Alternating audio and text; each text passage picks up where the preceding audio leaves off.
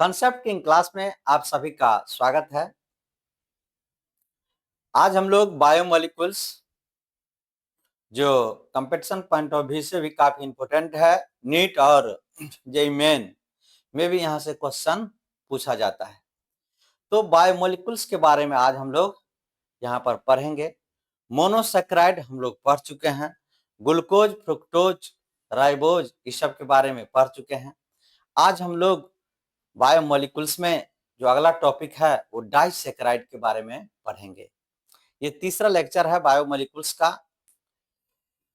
तो डाइसैक्राइड ऐसा कार्बोहाइड्रेट है जिसका हाइड्रोलाइसिस एंजाइम या किसी एसिड के उपस्थिति में कराया जाता है तो दो मॉलिक्यूल हमको मोनोसैक्राइड प्राप्त होता है।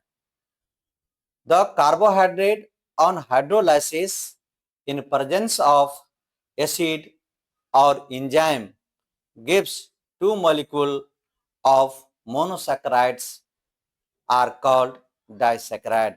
यानी वैसा कार्बोहाइड्रेट जिसका हाइड्रोलाइसिस एसिड या एंजाइम के उपस्थिति में कराया जाता है तो दो मॉलिक्यूल मोनोसैक्राइड प्राप्त होता है, उसे हम लोग डाइसैक्राइड कहते हैं।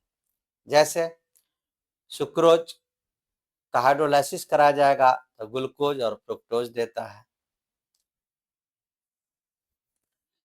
हेडिंग देंगे डाइसैक्राइड। कह रहा है कि वैसा कार्बोहाइड्रेट जिसका हाइड्रोलाइसिस होने पर हमको दो मॉलिक्यूल मोनोसैक्राइड प्राप्त होता है उसे डाइसैक्राइड कहा जाता है। हाइड्रोलाइसिस होगा इन प्रेजेंस ऑफ एसिड और एंजाइम, कोई भी चीज ले सकते हैं। यहाँ पर जो है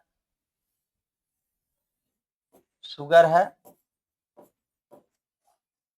ना, जैसे सुक्रोज, सुक्रोज का भी यही फार्मूला होता है C12H22O11। इसका हाइड्रोलाइसिस कराते हैं इन प्रेजेंस ऑफ एसिड, हमको ग्लूकोज और फ्रुक्टोज देता है।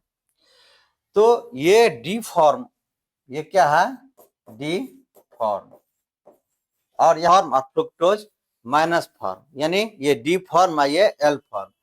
यानी डी फॉर्म का हाइड्रोलाइसिस कराया जाता है तो डी फॉर्म और एल फॉर्म दोनों देता है ना। Due to C1 alpha and C2 beta carbon glycosidic linkage sucrose, glycosidic linkage sucrose is non reducing sugar. यानी सुक्रोज जो है नॉन रिड्यूसिंग है, क्यों है? चूंकि C1 अल्फा यानी पहला कार्बन अल्फा और C2 बीटा, दूसरा कार्बन जो है उसको बीटा माना जाता है, उसके बीच ग्लाइकोसिडिक लिंकेज है और ग्लाइकोसिडिक लिंकेज के कारण सुक्रोज जो है ये नॉन रिड्यूसिंग शुगर है। सुक्रोज इज डेक्स्ट्रोरोटेटरी, यानी कि सुक्रोज क्या है डी फॉर्म है और हाइड्रोलाइसिस के बाद हमको डेक्स्ट्रोरोटेटरी और लीवोरोटेटरी डी और एल फॉर्म दोनों देता है। इसीलिए इसको हम लोग क्या बोलते हैं, invert sugar. The sucrose is dextrorotatory and glucose is dextrorotatory and fructose is levorotatory. That is why product is known as invert sugar, है ना। यानी कि ये डी फॉर्म है और ये डी फॉर्म और एल फॉर्म देता है, इसीलिए प्रोडक्ट को हम लोग क्या बोलते हैं, इन्वर्ट शुगर। इन्वर्ट शुगर यानी ग्लूकोज और फ्रुक्टोज क्या है, इन्वर्ट शुगर है। किसका ज्यादा रूप है? तो डी फॉर्म का रूप ज्यादा है, एल फॉर्म का रूप कम है। तो इन्वर्ट शुगर क्यों कहते हैं? इन्वर्ट शुगर इसीलिए कहते हैं क्योंकि ये डी फॉर्म और एल फॉर्म दोनों देता है।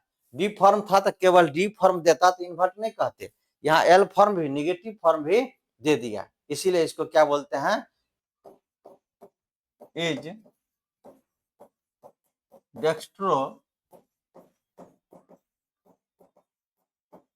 Dextrorotatory glucose is dextrorotatory, fructose is levorotatory।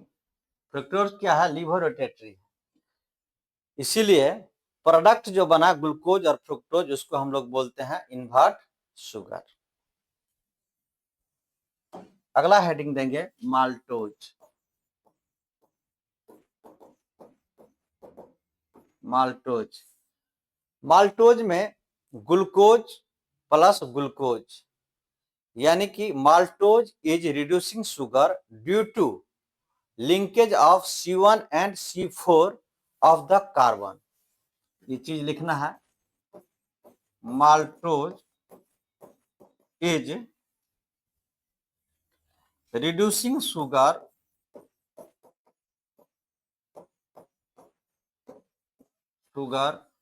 Due to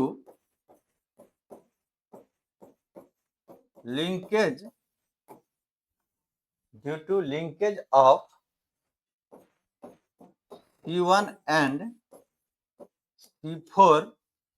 C1 and C4 of the